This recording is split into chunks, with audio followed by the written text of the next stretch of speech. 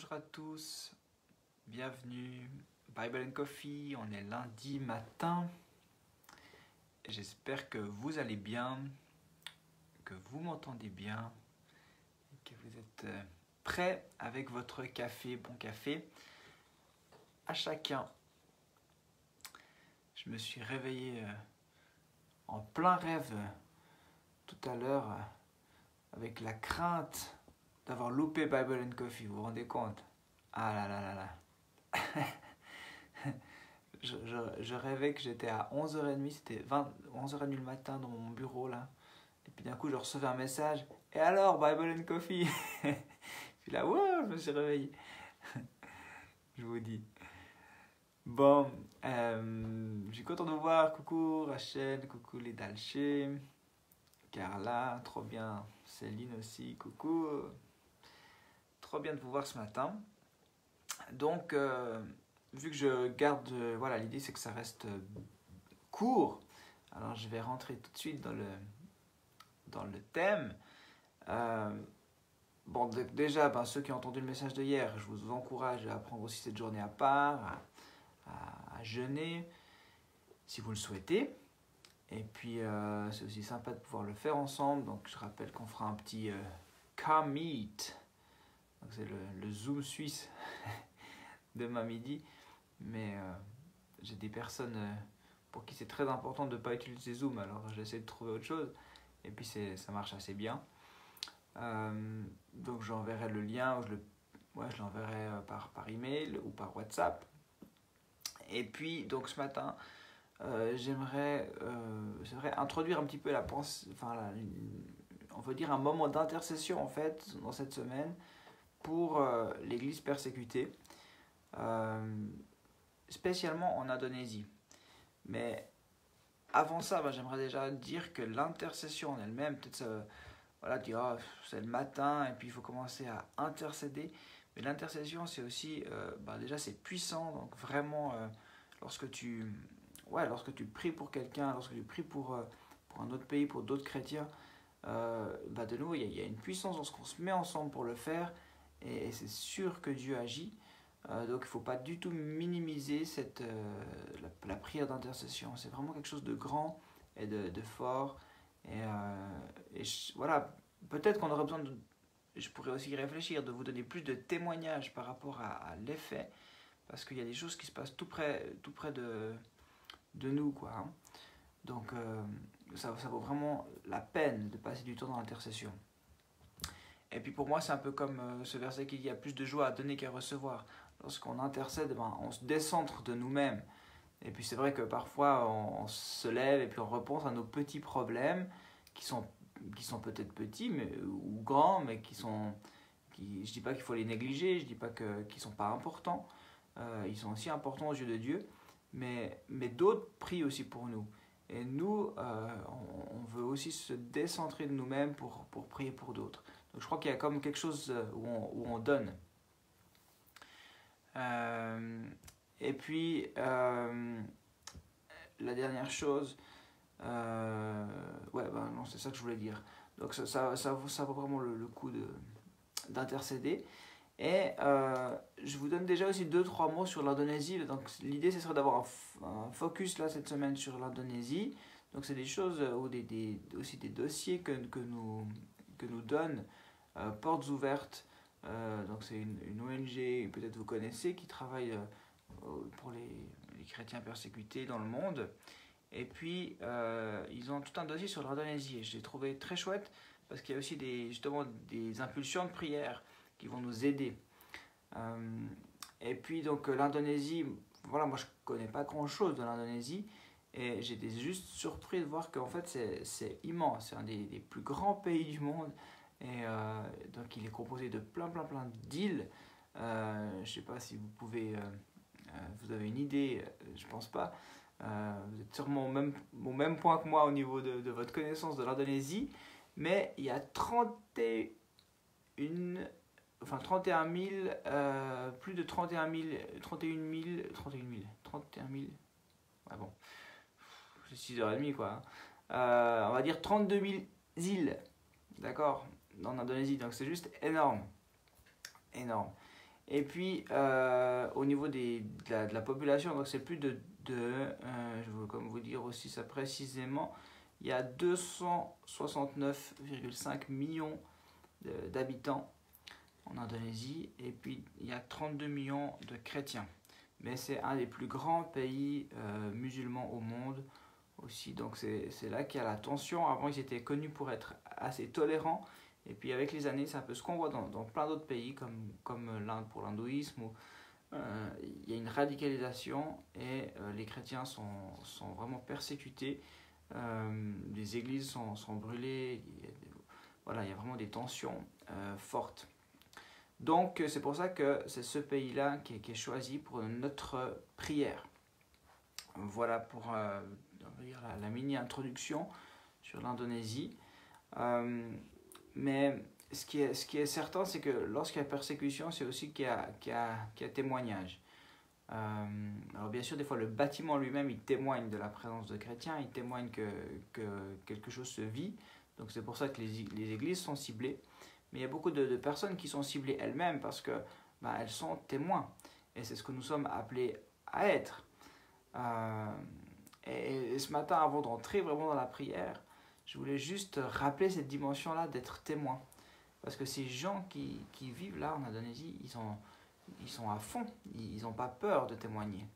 Et je sais que vous l'entendez, vous l'avez souvent entendu, mais nous, on a souvent peur d'être témoin. Donc le témoin, qu'est-ce qu'il fait? Il rapporte ce qu'il a vécu ou ce qu'il a vu. Et je sais que vous avez vécu quelque chose. Je sais que j'ai vécu quelque chose. Je sais que je vis encore quelque chose avec Jésus tous les jours.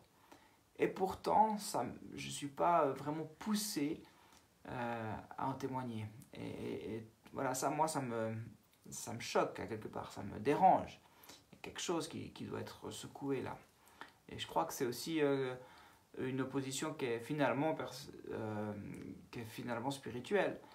On n'arrive pas à témoigner, on a des peurs. Donc voilà, donc le témoin, il rapporte ce qu'il a vécu, et puis il le transmet à d'autres qui n'étaient pas là. Un témoin, c'est ça. Il n'a pas vu la scène, et il dit aux autres ce qu'il a vécu, ce qu'il a vu.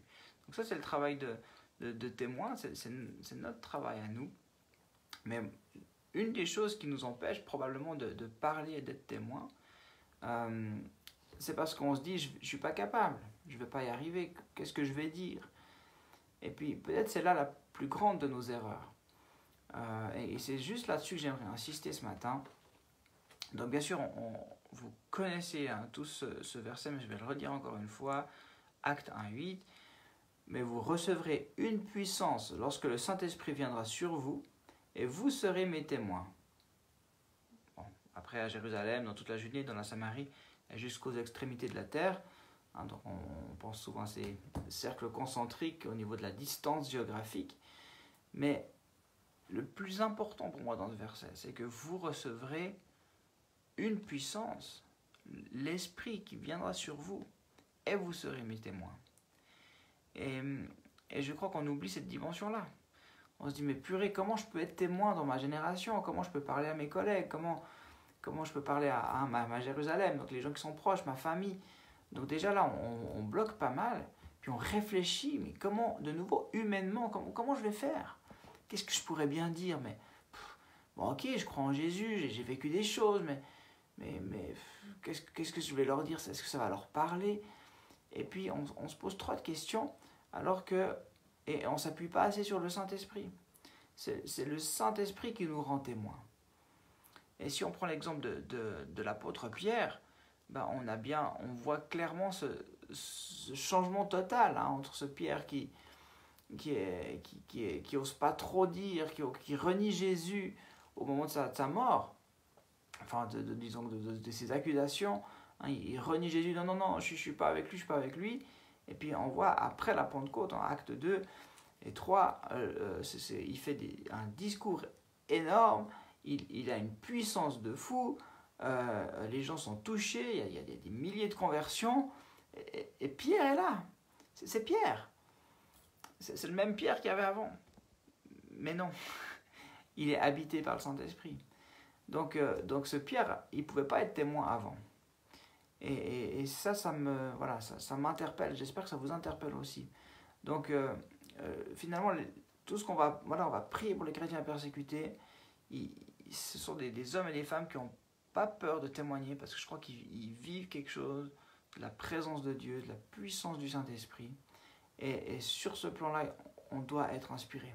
Donc non seulement on veut leur faire cadeau de notre intercession, on veut leur offrir notre intercession à Dieu, mais on veut vraiment prier pour ces hommes et ces femmes, mais on veut se laisser inspirer aussi. Mais ça, c'est ma prière pour toute cette semaine, et bien au-delà, bien sûr, mais que nous puissions compter sur la puissance de l'Esprit. C'est pas par ma force, c'est par la puissance du Saint-Esprit que je peux être témoin. Voilà, donc c'est mon introduction à cette semaine. J'aimerais simplement prier pour cette dimension aussi dans nos vies, pour peut-être réalimenter, réanimer ce désir d'être témoin, qu'on remette voilà, qu'on regarde au bon endroit. Ok, c'est pas moi, c'est le Saint-Esprit. Et puis aussi ce désir d'intercéder, ce désir d'intercession, que nous puissions aussi comprendre qu'est-ce que c'est. Et j'essaierai de pouvoir vous témoigner aussi de 2-3 choses concrètes qui ne sont pas des choses vécues à des milliers de kilomètres.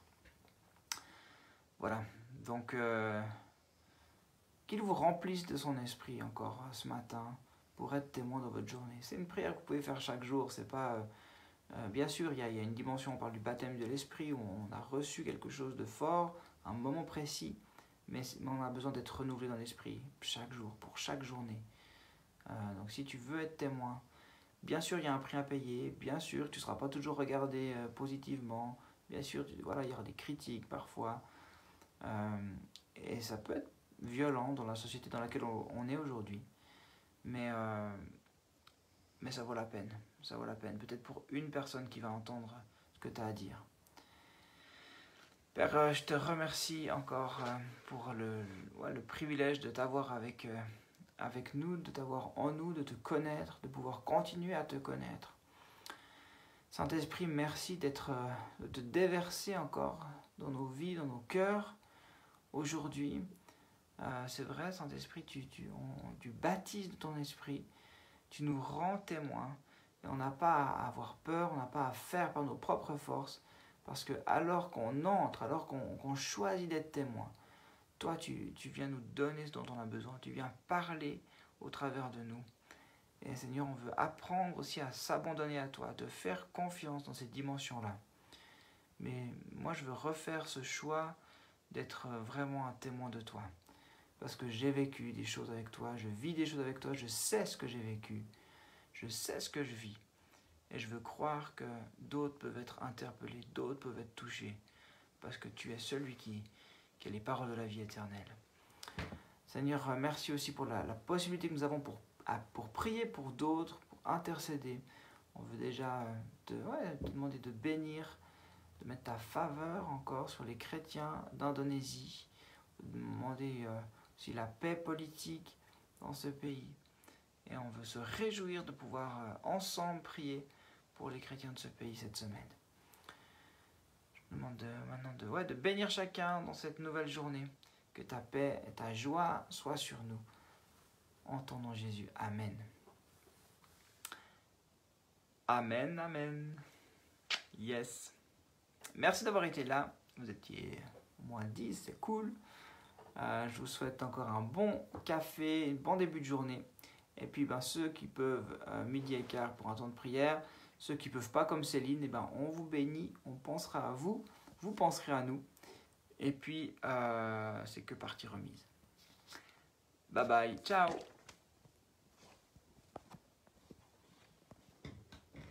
Je vais y arriver. Ciao, ciao.